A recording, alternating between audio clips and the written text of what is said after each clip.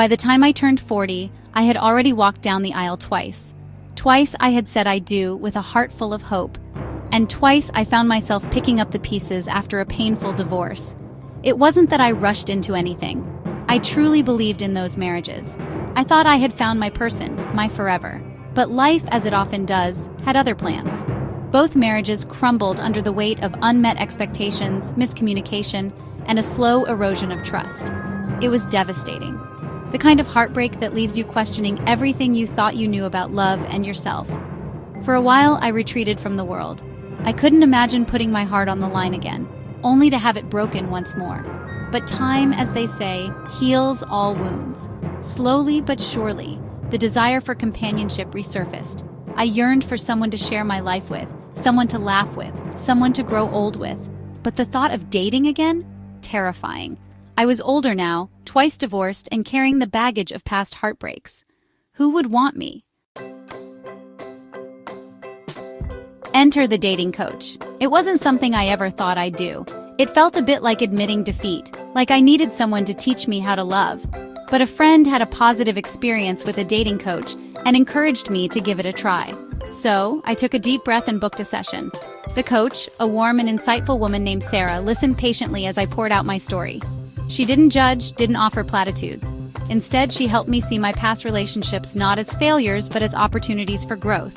She taught me the importance of self-love, of setting boundaries, and knowing my worth. You can't expect someone to love you unconditionally if you don't love yourself that way first, Sarah explained. Her words resonated deeply. I realized I had spent so much time trying to be what I thought others wanted, that I had lost sight of who I was and what I truly desired in a partner.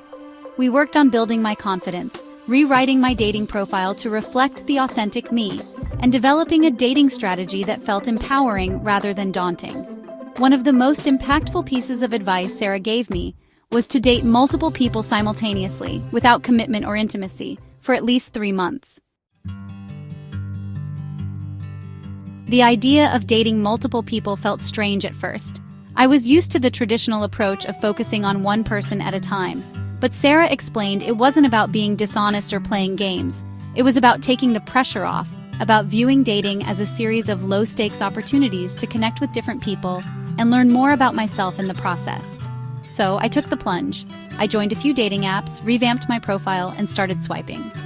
To my surprise, I found myself enjoying the process.